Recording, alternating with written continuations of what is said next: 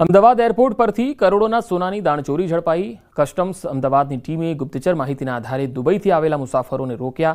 Indigo flight number 6E1478 દ્વારા આવેલા એક પુરુષ અને 2 મહિલા મુસાફરોની તલાશી દરમિયાન સોનાની પેસ્ટના પાઉચ મળ્યા।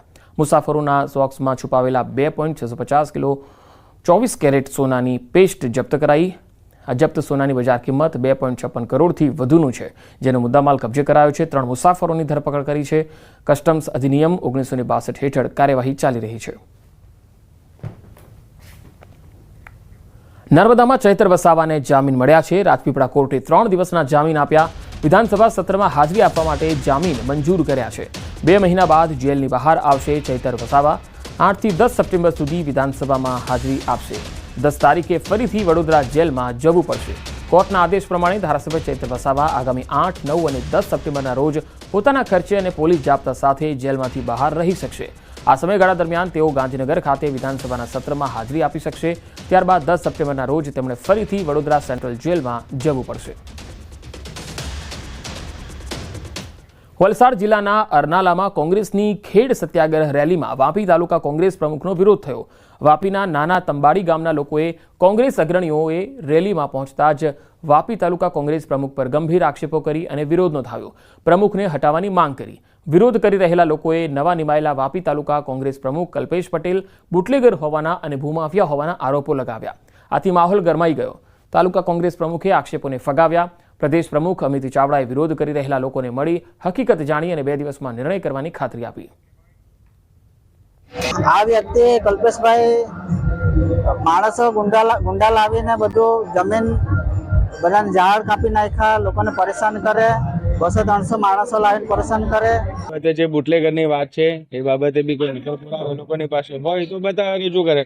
અને ભૂમાફિયા તો મેં કોઈકની જમીન પચાવી પાડી નથી અને કશું હું પચાવવા ગયેલ નથી। અહીંયા રજૂઆત મળી છે, મેં એમને પણ વાત કરી છે। 2 દિવસ પછી મળવા માટે એમને બોલાવ્યા પણ છે। હકીકત તો ચકાસીશું ને ત્યાર પછી એના માટે વાત કરીશું। મહંત ઇન્દ્ર ભારતી બાપુનું ચોંકાવનારું નિવેદન। નવરાત્રિમાં વિધર્મીઓના પ્રવેશ પર મહંત બોલ્યા છે, દાંડિયા ઓછા રમજો પણ બહેન દીકરીઓનું ધ્યાન રાખજો।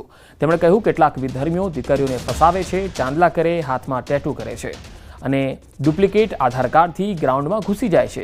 યુવાનોને ઇન્દ્ર ભારતી બાપુએ વિનંતી કરી, પહેલા દીકરીઓ માટે માથું દેતા, હવે ખાલી ધ્યાન રાખજો, જરૂર પડે તો દીકરીઓ માટે માથું દઈ દેજો। રાજકોટમાં ગણપતિ ઉત્સવના કાર્યક્રમમાં ઇન્દ્ર ભારતી બાપુએ નિવેદન આપ્યું। તો નવરાત્રિમાં કેટલાક વિધર્મીઓ દીકરીઓને ફસાવે છે, તેમણે કહ્યું।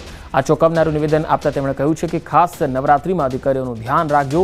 પહેલાના સમયમાં લોકો માથું દઈ દેતા, પરંતુ અત્યારે દીકરીઓનું ધ્યાન રાખજો। કે નવરાત્રિની અંદર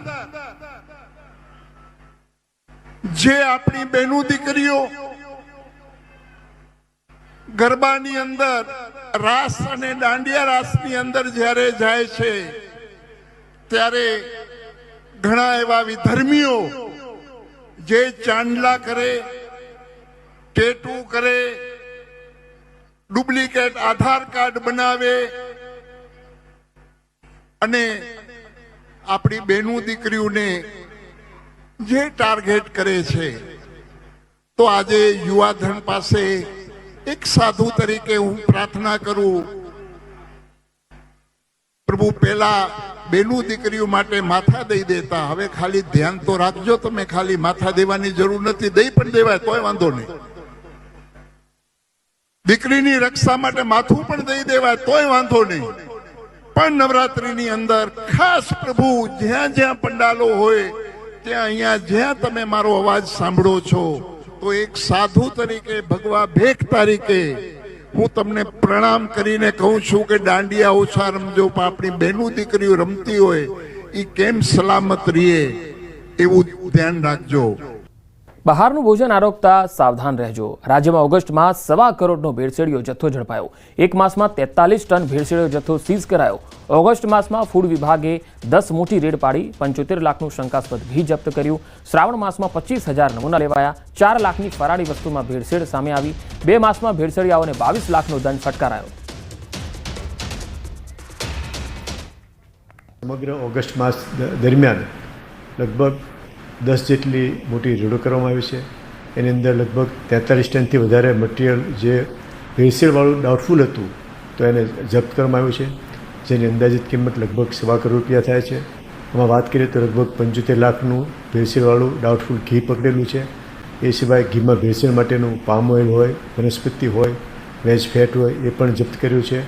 અને જે કાજુ કતરી માટેના જે કાજુ હોય એની ઇન્ફિરિયર ક્વોલિટી હોય એ કાજુનો જથ્થો પણ જપ્ત કર્યો છે. કાજુ કતરી ઉપર જે સિલ્વર